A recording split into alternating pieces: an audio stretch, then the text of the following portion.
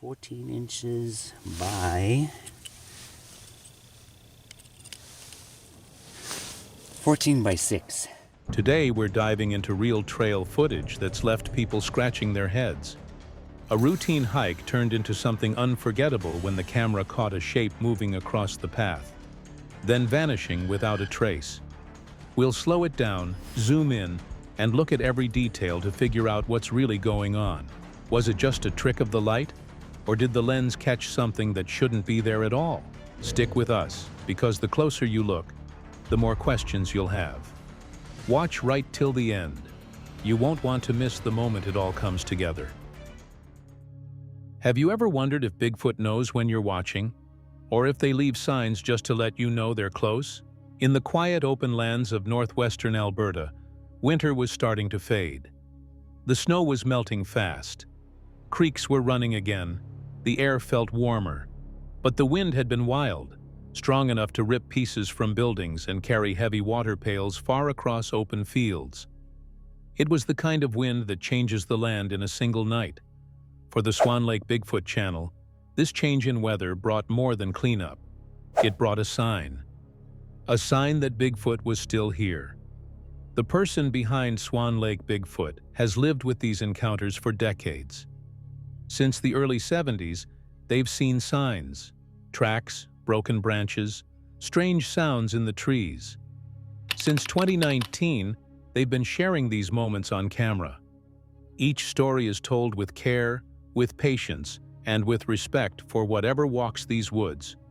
On February 15, 2022, they were searching for a missing yellow water pail. The wind had carried it from their yard and possibly across 2 miles of open field. They walked along the edge of the property, scanning under spruce trees where the pail might have stopped. That's when they saw it. Something unexpected in the melting snow. There, another one here. This here, this is an 18-inch ruler. I marked out in red all the inches. Hi everybody, I'm just going to interject here for a few seconds and just mention that the smaller tracks you see there with the larger ones, those would be mine. Size 9 boot, and that would have been from the day before when I come onto the tracks. I had actually almost stepped right onto. The camera zooms in. 14 inches long, 6 inches wide, a right footprint, clear enough to see the toes. Meltwater had started to pool inside, but the shape was still sharp. This was a new size, different from the prints seen here before.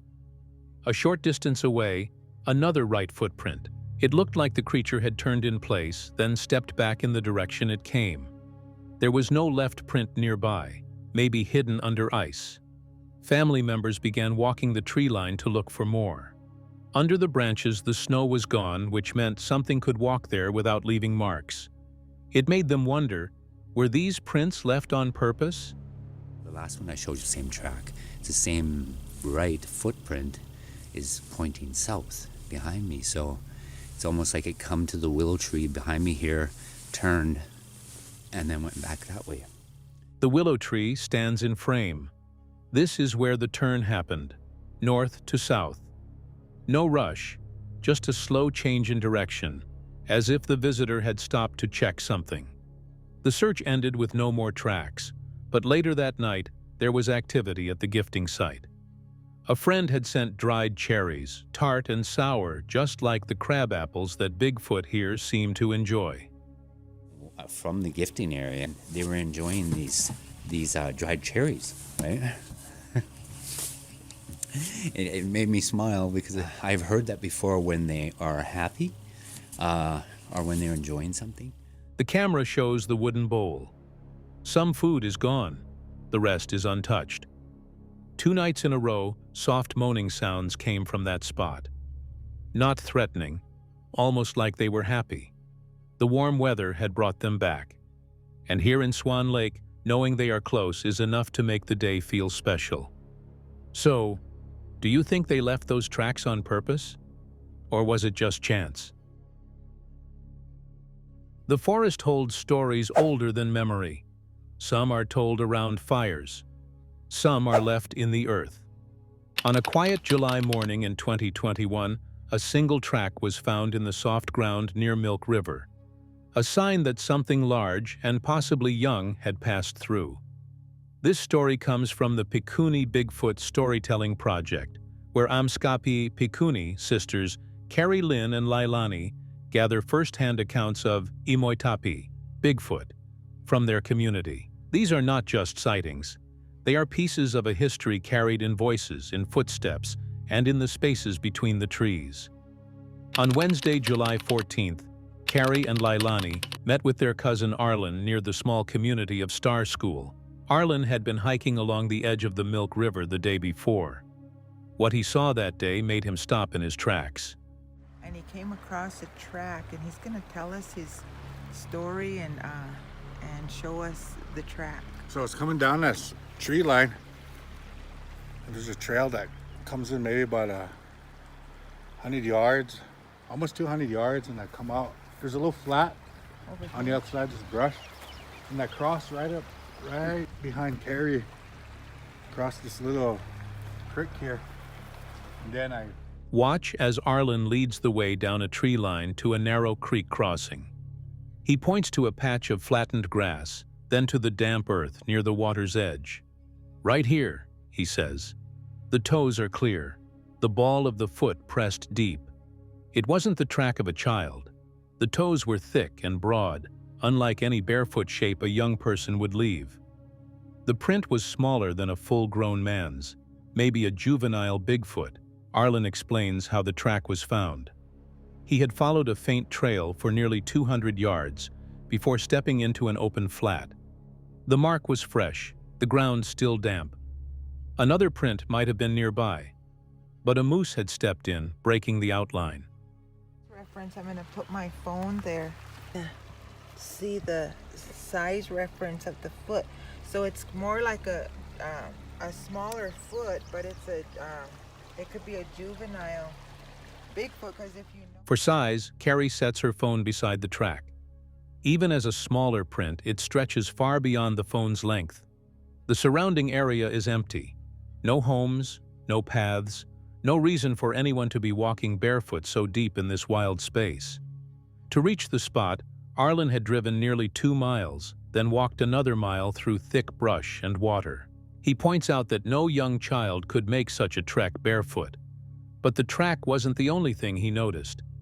You know, and then at the same time, while I was coming down this trail here, and then I start hearing like little war hoots is what I can explain the sounds that was being. As he came down the trail, Arlen began to hear sounds, short, sharp calls he describes as little war whoops. They followed him along the way, faint but deliberate. At the time, he thought little of it. But after finding the track, those sounds felt different. There was also a feeling, the kind that makes the hair rise on your neck. Standing by the creek, looking at the print, Arlen felt watched. Instead of retracing his steps, he followed the creek's curve, hoping to spot more signs. He found none, but the feeling never left. The track is gone now, washed away or covered by time. But the memory remains, a single mark in the earth, and the thought that somewhere, unseen, a young giant might still be walking these woods. What do you think? Could this have been a juvenile Bigfoot, or was it something else entirely? The forest was quiet that morning. Cold air moved through the trees, carrying the smell of damp earth and pine. Light broke through in thin lines, touching the ground in small, pale patches. Somewhere out there, hidden by the branches, something had been watching these woods long before people ever came here. The man who found it wasn't searching for anything unusual. He was just following a narrow path, boots crunching on frozen leaves, when he saw the mark. At first he thought it was just another depression in the ground, maybe left by a fallen branch. But as he knelt down, the shape became clear, wide, deep. Toes spread in the soil like a hand pressed into clay. He stayed there for a moment, letting the sight sink in. This wasn't a boot print. It was too large, too defined. The weight that made it must have been enormous. He looked around, scanning the tree line. Nothing moved, no sound except the soft creak of swaying limbs. 100 thoughts ran through his mind. How old was it? How close had the maker been? And was it still near? His breath hung in the air. The quiet felt heavier now, like the forest itself was holding still. He pulled out his phone and took a quick video. The lens caught every ridge and curve in the print. We're here and we're standing next to a muddy embankment. It's kind of drippy out today. It's been raining for a few weeks because it's the middle of June. Anyway, but in this muddy embankment, we have prints. And he's going to come in here and I'm going to show you this print. So if you see here, we have got a print of probably a female. What kind of forest creature makes a print like that? That is not an elk, that is not a deer, that is not a raccoon or even a bear. The clip was steady, unshaken, but the man's voice carried a tight edge. Not fear exactly, but the knowledge that something powerful had been here, maybe still was. He moved on slowly, eyes tracing the ground for more signs. A second print appeared a few steps ahead, angled slightly toward the left. Then a third, leading deeper into the shadowed trees. He followed, but each step felt heavier. The prints seemed fresher now, edges sharper, soil still damp from where the weight had pressed down. Branches above creaked in the wind. A crow called from somewhere unseen. Then, nothing again. That stillness returned, and with it, the feeling of being watched. We couldn't find any more baby prints, and so our theory is Mom just finally, grabbed the baby and we're going. Just like we do to our own kids when they're not keeping up. Anyway, right, left, right, baby. Now, isn't that pretty awesome? The camera tilts upward, catching a blur between the trees. Not clear enough to say what it was, but enough to keep the viewer leaning closer to the screen. The trail ended at a creek. Water moved slow and dark under a thin layer of ice. Across the bank, deep in the mud, was another footprint, even clearer than the first. He didn't cross, not because he couldn't, but because something in him said not to. Later, people would debate the footage. Some would call it proof. Others would dismiss it as just another story. But for the man who stood there, staring at that last print, the truth wasn't up for debate. He knew what he saw. And in those woods, under that cold sky, the ground still remembered. They say the forest keeps its secrets. But what happens when one of those secrets walks out of the trees and into your backyard? Not as a shadow in the distance, not as a story passed around a campfire, but as a living presence, close enough to leave its handprint on your wall. This is what happened to Scott Carpenter. And once it began, it didn't stop for years.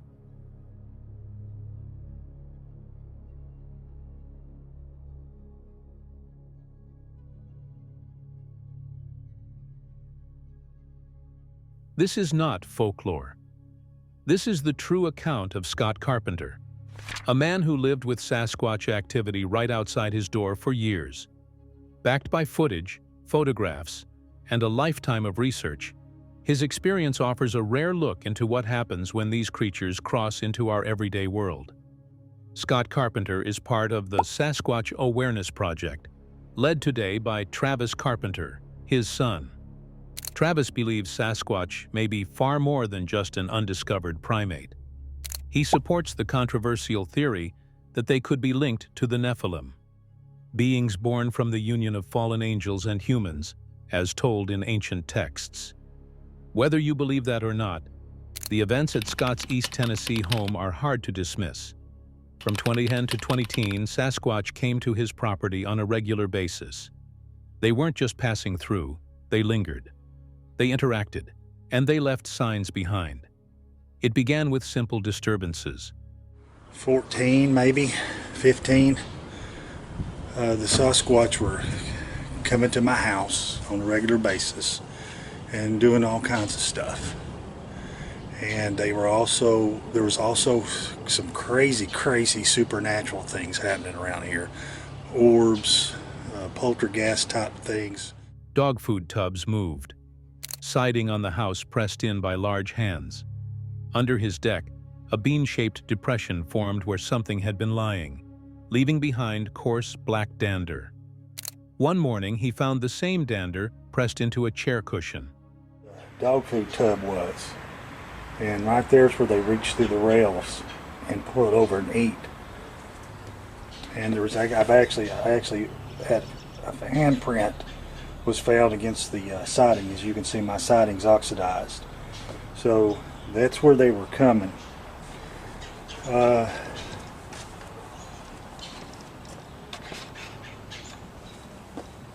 I come off the deck. One summer afternoon, a neighbor spotted something huge perched in the Y of a backyard tree. Before they could react, it jumped down and ran across the yard, clearing fences effortlessly. Another neighbor later saw a Sasquatch run around her pool, leap 2 fences, and vanish into the night. You can see their backyard.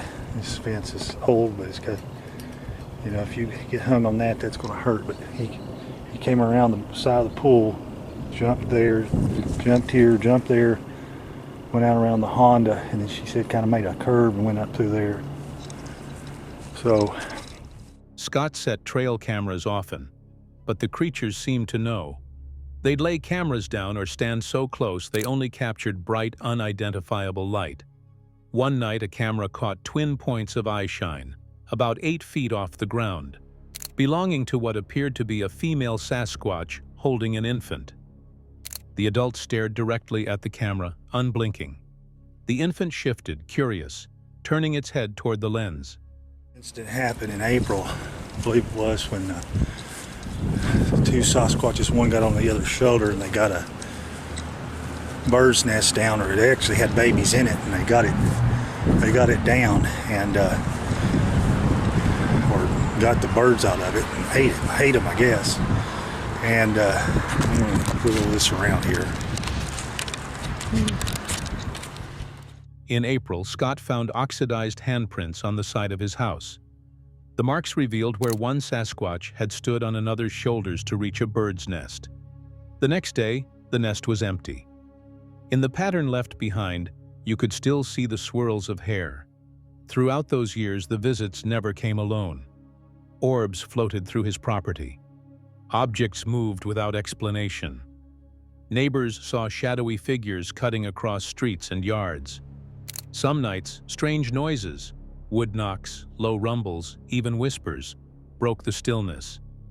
Scott tried to stop it. He changed camera positions, added motion lights, even scattered ash in the yard to catch footprints. Each time, the Sasquatch adapted, moving around equipment, avoiding traps, and sometimes leaving behind just enough to prove they were there. These events turned a quiet East Tennessee neighborhood into what Scott called Bigfoot Central. And while skeptics may argue that Sasquatch don't enter populated areas, Scott's experience suggests otherwise. If you want to see the actual handprints, the dander, and the night eye shine yourself, you can watch Scott Carpenter's Sasquatch Awareness Project channel and Chapter 8 of The Truth Denied. His footage stands alongside other notable cases covered by researchers like Bob Gimlin and Sasquatch Chronicles. So the question remains, if Sasquatch can walk right into a small-town neighborhood, watch your family, and leave before you even know, what else are they capable of? High in the Cascade Mountains of Washington state, quiet moments can shift in an instant. A branch snaps, a shadow moves, and you're left wondering, was it an animal or something far more mysterious? For years, people here have spoken of an unseen presence, a creature that moves like smoke between the trees. But on this trip, what began as a simple campout became one of the most memorable sightings Barbara Shoup and her companions have ever had. Barbara lives north of Mount Rainier, in the forest that's been her home for many years. Back in November of 2012, she had her first life-changing encounter with a Bigfoot. Since then, she has dedicated herself to documenting strange sounds, movements, and possible signs of these beings. This outing would add another chapter to her story. The group was moving along a familiar trail when they stopped by a tree that had been broken months before. Now, a fresh break appeared halfway down the trunk, as if something had struck it with force. They discussed the damage when movement caught their eye. You remember we showed you this tree when you were here that had been snapped off there and was hung up over there? So I guess it was maybe 6 months or so ago. We got a new break in the middle of it. Something hit this hard enough in the middle that it broke it there, but it didn't knock down either end. Both ends are still suspended. Wow. Pretty cool. Yeah, so something had to have hit it really hard and really fast right in the middle to break it there, to not break these smaller. Through the brush, something black and low to the ground bolted away. 2 witnesses saw it clearly. It was small, fast, and dark, and it sent the surrounding plants shaking as it disappeared. At first, they thought it might be Barbara's dog, Gabby, but Gabby stood right beside them. This was something else entirely. The excitement grew as they realized they had shared the same sighting. One described it as no taller than a foot or so from the ground. Another recalled the instant when fear mixed with awe. They had seen something alive, and it was not any animal they knew. Have no fear, they're more afraid of you. Yeah. You're okay. I think it was a youngster. Yeah. What'd you see? Oh, a little tiny Sasquatch. It looked like Gabby. I was thinking, what's Gabby doing? And then I stopped, and then it turned around and took off through the bushes, and then I see like the bushes fall from the tree. And then I'm thinking like, what did I just see? And then she says, did you see something black? And I'm like, I did. And I thought it was Gabby. Later, another witness recounted seeing something black climb down a tree head first before vanishing. She compared it to a monkey, but with no tail and a smooth, quick motion. The size, shape, and color didn't match any local wildlife. It happened in seconds, too fast for most to react. The next day, the team returned to investigate. They followed a possible path the creature had taken. Pressed down moss, disturbed leaves, and broken branches lined the way. Then they found it. A clear footprint, almost 12 inches long, 3 inches deep at the heel. Tape measure, please. Tape measure. Okay, so we have found the correct pathway here. We have a footprint that is approximately 11 3/4 inches long. It's kind of hard to go by width here because it's kind of torn up. I would say it's approximately 5 inches wide, and the heel would be... From there, the trail continued. More impressions appeared, one showing clear toe marks. The measurements were nearly identical, just under 12 inches. Every sign pointed to something large, heavy, and barefoot moving through the forest. At one point, they found where debris had been knocked from a log, suggesting the creature had climbed or stepped over it. The path ended with more crushed plants and another partial print. We have some more crushed weeds right here. These are broken and knocked down. Possible disturbance right there. And right here. Looks like another footprint. Right here. So this could be hand mark, possibly heel. Was it a young Bigfoot, staying low and moving fast to avoid detection? Or could it have been something cloaked, blending into the forest until the moment it chose to run? The answers remain in the shadows of the Cascades. Barbara and her team left that day with more questions than answers, and the memory of a rare, shared sighting that still gives them goosebumps. What do you think they saw? High in the Colorado wilderness, far from marked trails, there are places most people will never see. Places where nature seems untouched, yet not entirely alone. Imagine standing in the middle of a forest at nearly 10,000 feet, knowing, without proof in your hands, that someone or something is already watching you. Could you keep still? Could you resist the urge to tell the world? This is the world of Colorado Bigfoot, a YouTube channel led by a man named Mark. For over a decade, he spent his life searching for signs of Sasquatch, structures, symbols, and fleeting glimpses that most hikers would miss.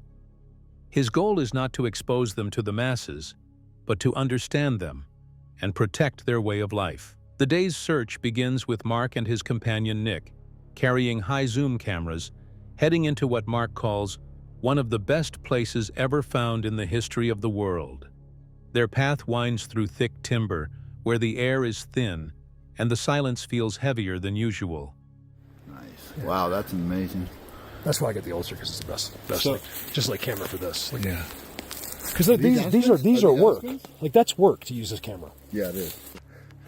When I have someone here, you guys, it's so good. I'll explain later. I can't do it right now.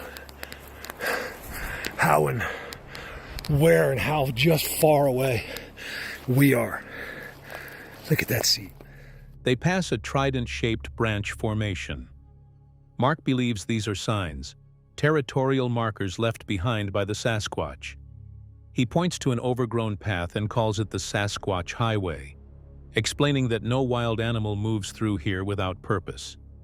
As they go deeper, the forest reveals more: white peeled sticks, broken tree limbs, and strange deliberate shapes in the branches above. Freaking out about this. Watch this. Look at this.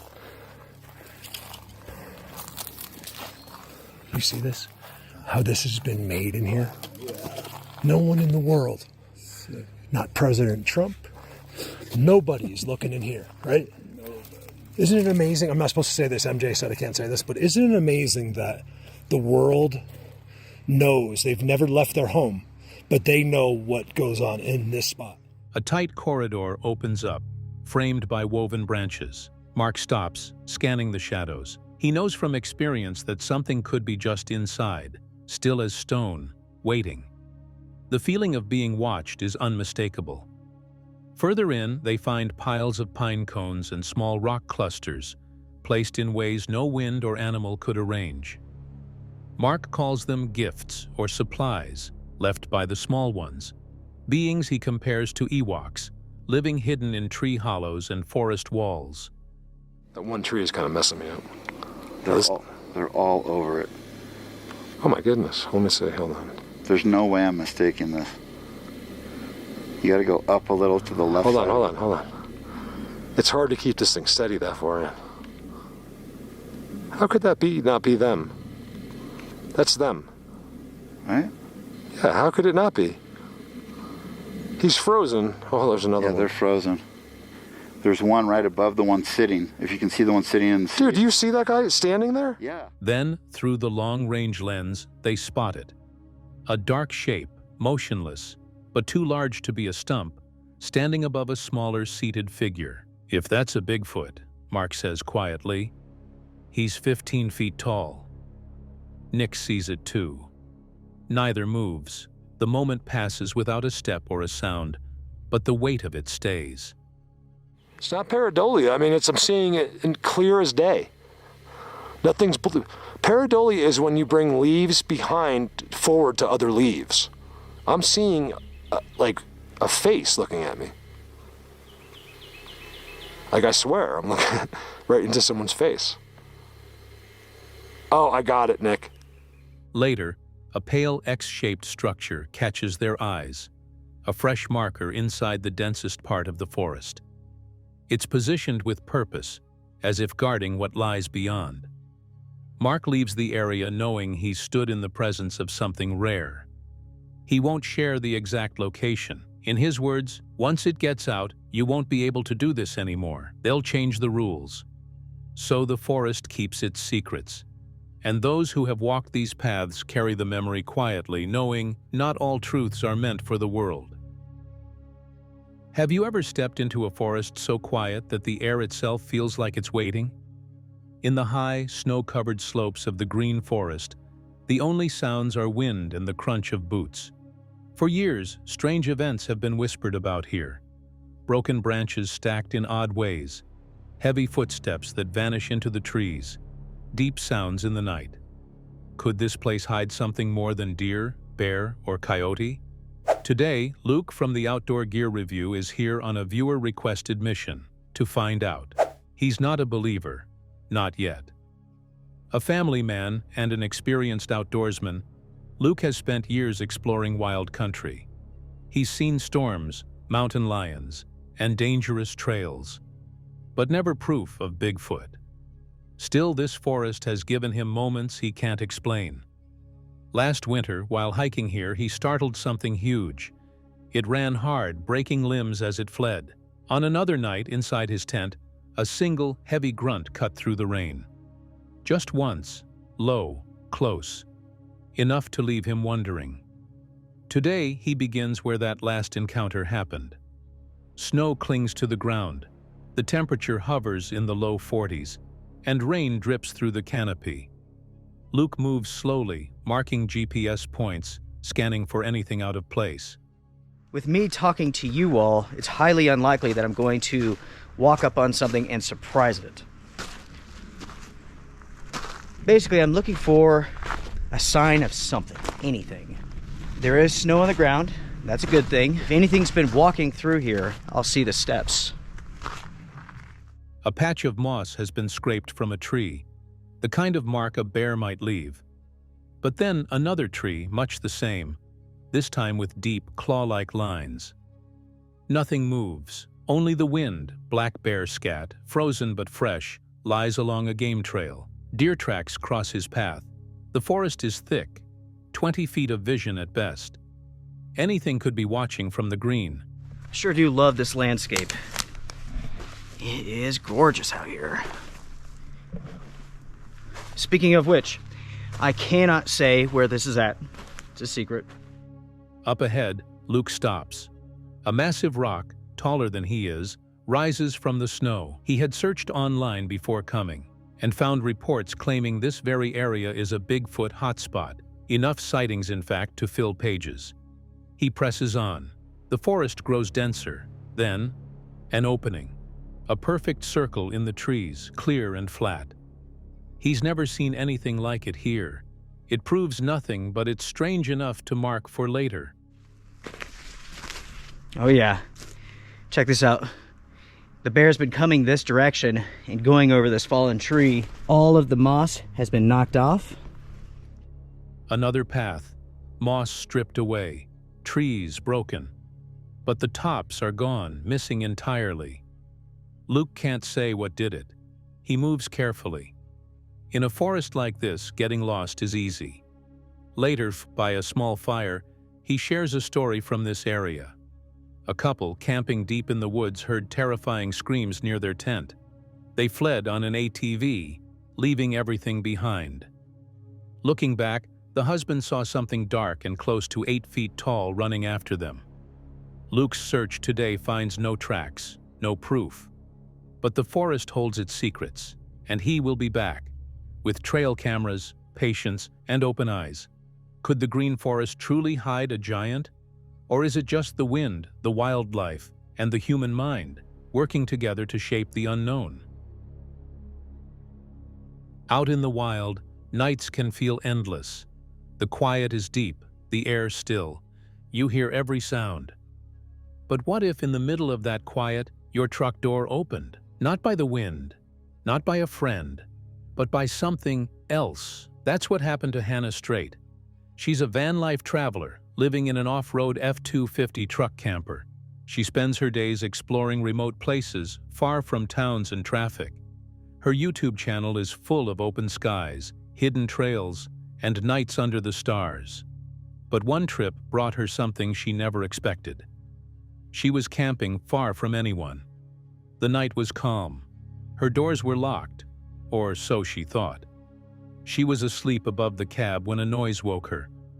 A shuffle, a slow movement inside. So I wasn't even going to record this video, but I honestly can't even comprehend what I saw last night. I'm out here in the middle of nowhere. I'm not going to disclose where because I don't want a million people coming out here trying to figure out what I possibly saw. I was sleeping, dead asleep last night above my cab. All of a sudden, I heard something rummaging through my cab. I was trying to be super quiet, super still. I didn't want to move because I didn't know what was in the back of my truck. She stayed still, barely breathing.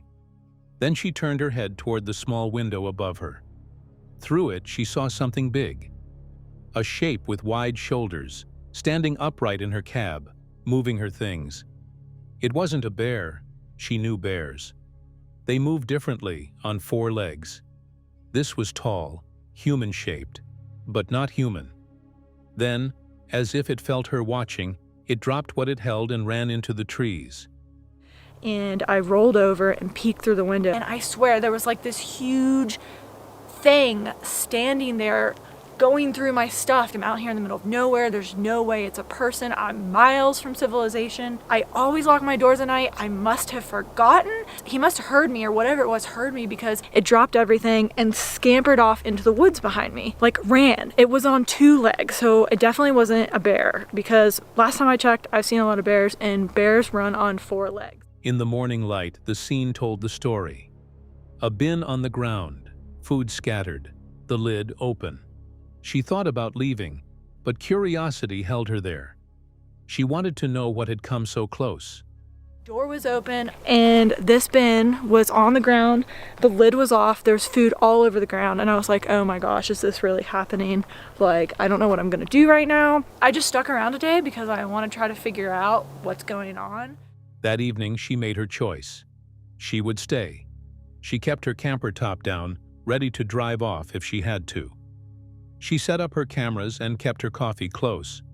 As night fell, she watched the tree line. A branch snapped somewhere in the dark. She lifted the camera, scanning the shadows. The forest returned to stillness. Nothing more. Hours passed. Her eyes were tired, but she didn't stop watching. Then something moved. Still waiting around. Haven't seen or heard anything. It's getting kind of late. Did you see that thing? I wonder if the outside camera got it. A tall figure rushed out from the trees. Quick, upright. She caught only a flash before it was gone, swallowed by the dark. The crash of its steps through the brush was sharp and heavy. This time, fear won. She decided she couldn't stay another night. By morning, she was gone from that place. The forest stood quiet again, but the memory stayed clear. She had no proof of what it was. I don't know what that thing was, but that was insane. I've never seen anything like that creature before. It's just ripping through the woods. It is terrifying, and I need to get out of here right now. For viewers, there's more to explore. You can see real footage of Bigfoot sightings in remote forests. What Hannah remembers most is the feelings, the sound of something moving in the dark, the sight of it standing where no one should have been, and the way the quiet never felt the same after. Some places feel different after the sun goes down. The woods seem deeper. The air feels heavier. Every sound carries further. But what happens when, in that darkness, something looks back at you? On July 7, 2025, a brand new YouTube channel called Shadow Hollow uploaded its first real adventure, a video titled The Shadow Trail. The creators said they expected nothing more than a quiet solo hike to test gear and enjoy the night.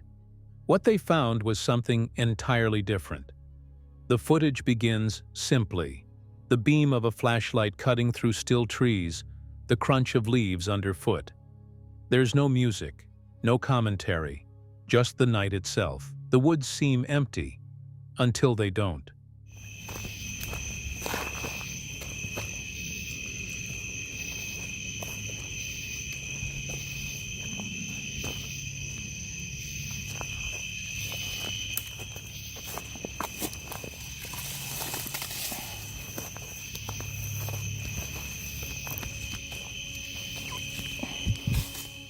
From somewhere deeper in the trees, a branch snaps. The sound is quick, sharp, and alone. The explorer stops, listens, then moves on, but slower now, as if the forest itself is holding its breath. Minutes pass, the path ahead narrows. The light hits shapes that seem almost human, but shadows play tricks.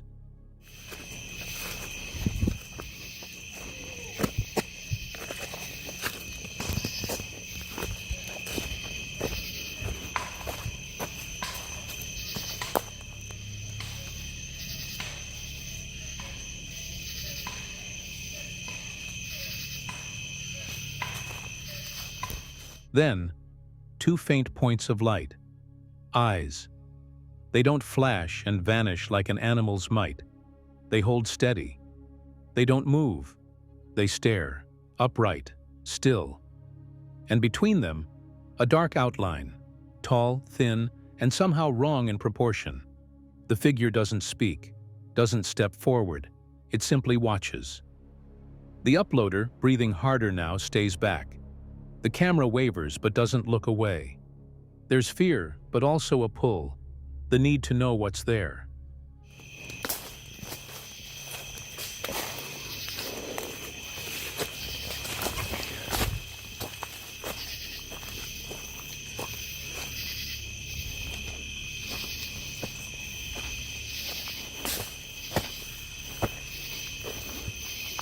All right, guys. I think we'll go on the other. A moment passes that feels longer than it is. Then, faint movement. Not toward the lens, but sideways, slipping between trees with a strange, slow grace. The eyes vanish. The figure is gone. The woods return to stillness.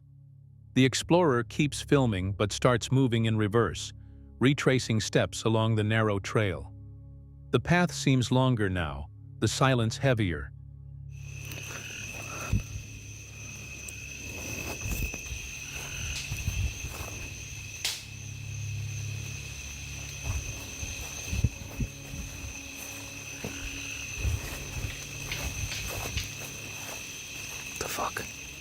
Another sound, a faint crack behind them. They turn quickly, scanning the darkness. Nothing. No eyes, no figure, just black spaces between trunks where anything could hide.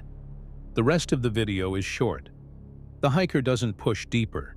Instead, they leave, the light swinging over roots and brush until the trees thin and the night opens. In the description, they write that they will return. They promise to investigate again. Whether they saw a person, an animal, or something unknown, the moment has marked them, and the viewers. The power of the shadow trail is in what it doesn't explain. No staged scares, no dramatic edits. Just a lone figure in the dark and an encounter that ends without answers. Could the woods be hiding something beyond what we know?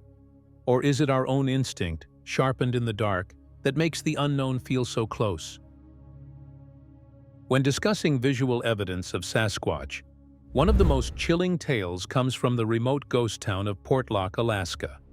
Among the many modern sightings and blurry images, few match the terror and consistency of the accounts tied to a mysterious entity known as Nantinak. In 1923, a teenage local named Sergius Moonen, then just 16 years old, reported a close encounter while walking along the shore with his girlfriend. They were checking the fish traps left overnight when a sudden piercing whistling sound filled the air. So intense it made their ears ring. This sound was eerily consistent with what locals believed Nantinak could produce. A week later, the couple returned to the same area and heard heavy, deliberate footsteps crunching the sand nearby. Peeking over a ridge, they witnessed a towering, hairy creature walking the beach, clutching what looked like a large branch or club.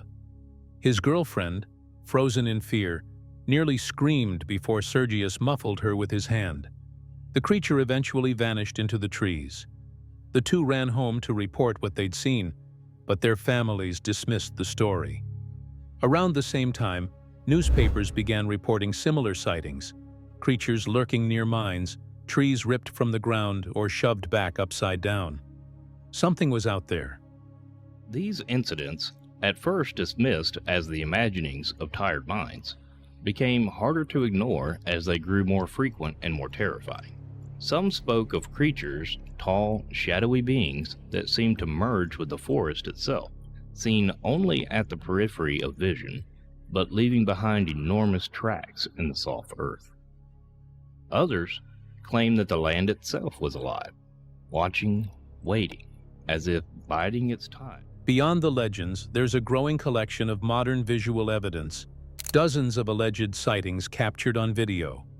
One of the more recent examples involves a man who usually posts casual TikToks with his wife. But during a solo drive up north, he filmed something unusual on a hill. Even with his phone zoomed in to the maximum, the figure appeared massive, indicating its true size was enormous. The sighting occurred near Whiskers Mountain in Alberta, Canada. Though the footage is shaky due to the extreme zoom, what matters is the figure itself, towering, mysterious, and undeniably there. A genuine, chilling moment. There's much more visual evidence surfacing online. What is it? It's a person, dude. No, seriously, pull over, pull over. No. There's a person standing there. No, it's not. Dude, if you've seen what I've seen right now,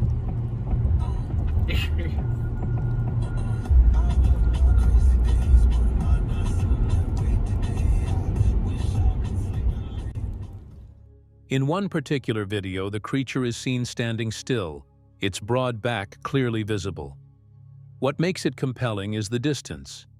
It wasn't filmed from very far. The clarity and scale of the figure leave little doubt something unusual was captured. And then there's this footage, shot by Russell at night. You can see the creature subtly shifting between the trees, its silhouette barely hidden in the dark. The way it moves, slow, deliberate, feels instinctive, not staged. It's not usual to witness so many sightings, yet they keep coming. Let's see more.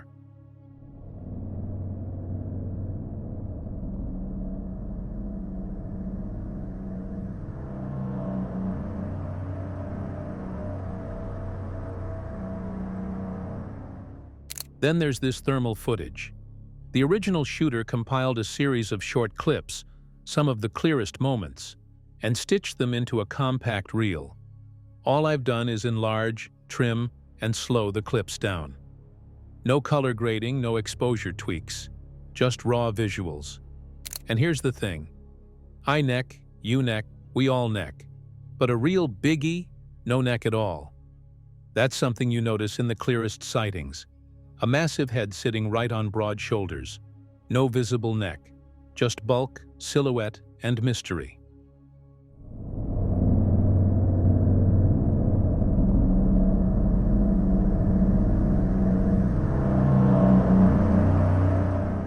"15-year-old Lucas from rural Pennsylvania had an unforgettable encounter while hiking with his friend Gavin. They were enjoying a quiet walk in the woods when a sudden foul smell overwhelmed them, like a skunk or something rotting. Moments later, Lucas felt a powerful sensation of being watched. As he scanned the trees, he spotted a large, crouched figure staring back. He quickly snapped a photo and then captured a short video as it stood upright and walked away. It looked humanoid, not like any known animal. Ever since, Lucas has been convinced he witnessed something extraordinary, possibly a Bigfoot lurking in Pennsylvania.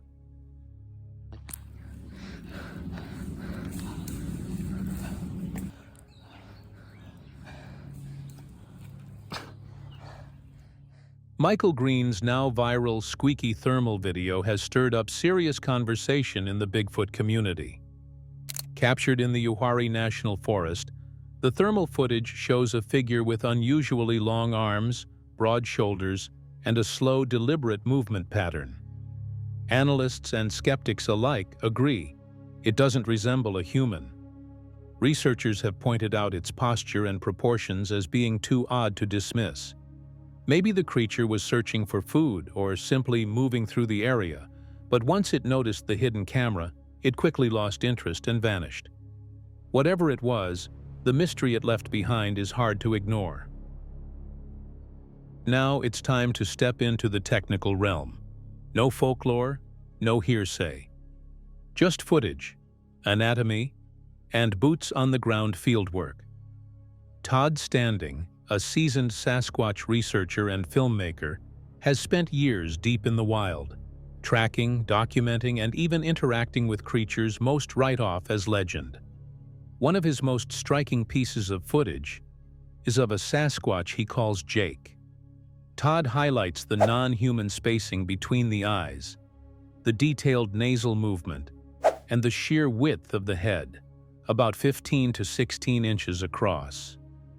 "My head is 7 inches across," Todd explains. It does, but the spacing between the eyes are not human. And if you saw that in real life, you'd realize the head is, 15 inches across, that individual. And again, eye spacing is non-human. And I proved that head, oh my God, but my head is 7 inches across. That head is like 16 inches across. My head fits just over the passage of his nose. Jake wasn't just a subject, he was, in Todd's words, a friend, even a teacher. But Jake disappeared, possibly off to establish dominance in another territory. Then there's Jane, a female Sasquatch, filmed blinking, moving with subtlety and grace. Todd points out her nurturing, non-aggressive behavior. Her actions are deliberate, unlike the brash movements of males. He explains how she approached cautiously while he remained still in a ghillie suit during a snowstorm in British Columbia. Big, giant, like egotistical. Why don't they run away from you? Right here, she's looking down at me. She's the last line of defense for me going into a position where I was going to get more footage. Why did they let you get so close? She didn't. I was moving in a ghillie suit, and I'd come, see there's snow there? I came in, I had success because it was a snowstorm so bad, you couldn't see your hand in front of your face. She was the final line of defense before he entered deeper territory. And when she realized it was him, she let him be. Even survivor man Les Stroud, the renowned survival expert, has joined Todd on expeditions. He's filmed evidence, unexplainable sounds, massive footprints, and even glimpses of creatures. Off camera, Les admits, "I know all animals, and I can't explain this."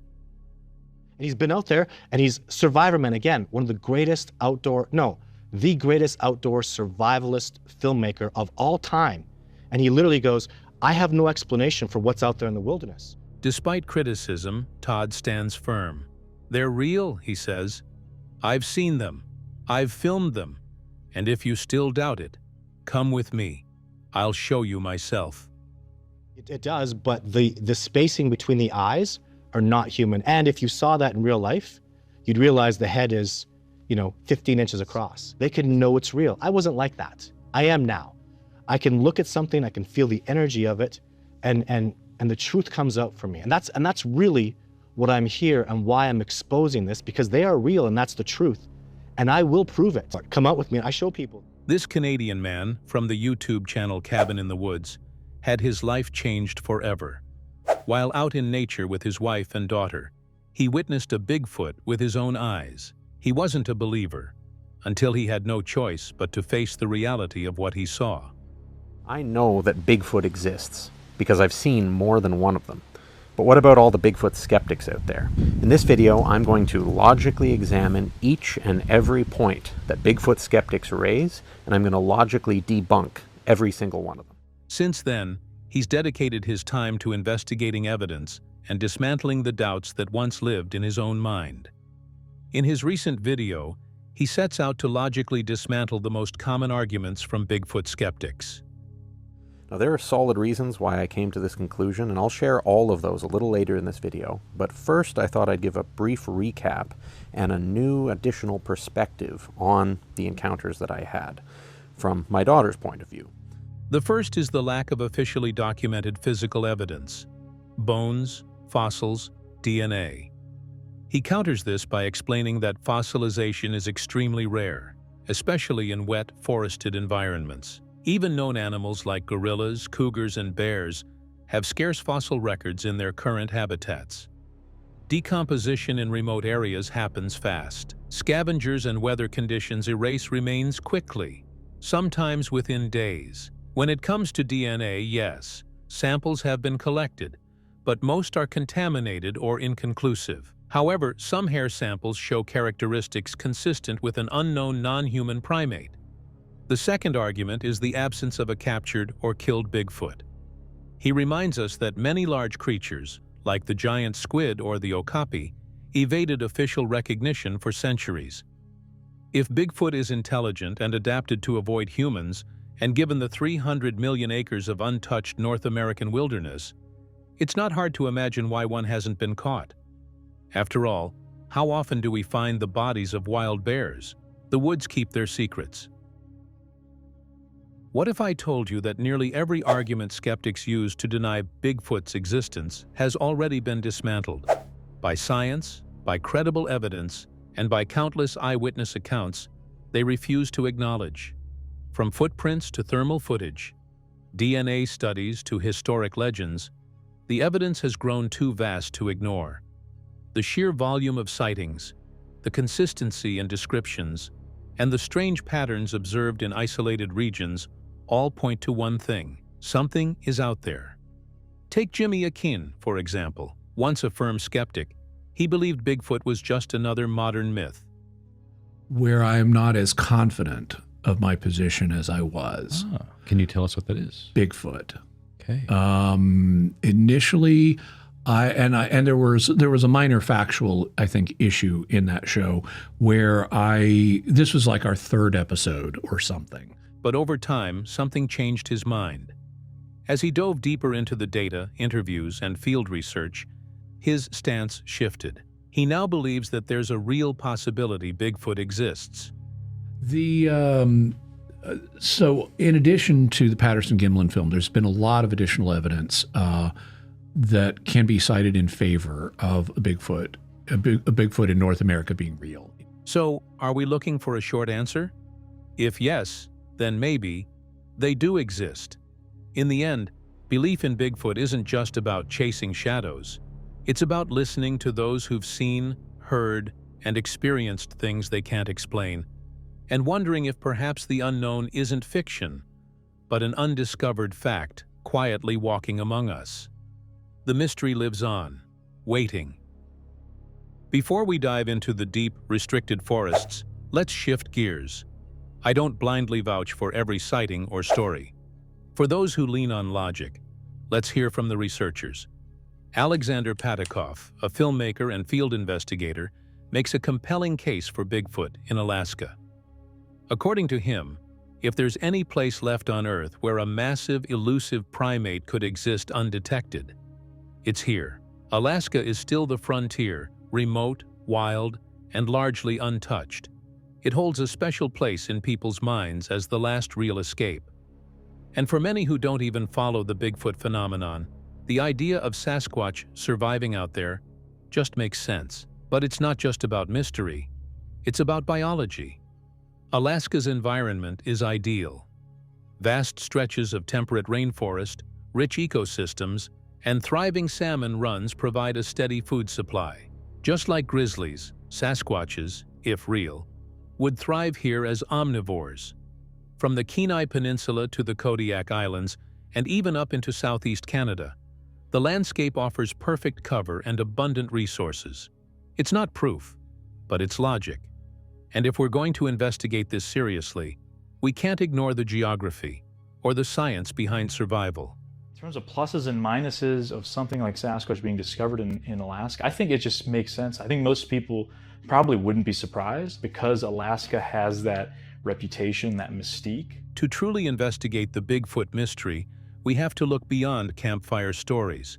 We need behavior, patterns, survival logic. And that's where researcher Heidi Worley steps in. Known for her grounded scientific approach, Heidi doesn't chase shadows. She follows ecological sense. Looking at other predator behavior, she sees no reason Sasquatch wouldn't follow similar survival instincts. If you look at other predator behavior, I have no reason to believe Sasquatch would not follow those same types of behavior. I do believe that Bigfoot are omnivorous. She believes Bigfoot, like bears, are omnivorous and opportunistic. Most credible sightings, both historical and modern, tend to cluster around August and September, and that's not random. During this time, berries ripen in abundance. blueberries, high bush cranberries sees all calorie-dense fuel for winter preparation. And in the far north, it also happens to coincide with caribou migration. If you're a predator or scavenger, you go where the food moves. And Bigfoot, if it exists, is no exception. Worley suggests that Sasquatch could follow migrating herds and linger in areas dense with seasonal nutrition, just as grizzlies do. In fact, the overlap between Bigfoot sightings and berry-rich terrain is striking. I definitely believe that Sasquatch tend to follow caribou herds for food, and I think they're also in those same areas because that's also where there's a lot of berries, blueberries, high bush cranberry. Combine that with terrain so harsh that few humans can endure it, and you've got the perfect storm, a creature built for stealth, feeding smart, and hiding where few dare to look. Thanks for watching. Now it's your turn. What do you think crossed that trail? Have you ever seen anything like this out in the wild? Drop your stories in the comments. We'd love to hear them. And if you enjoyed this dive into the unexplained, hit subscribe so you don't miss the next adventure.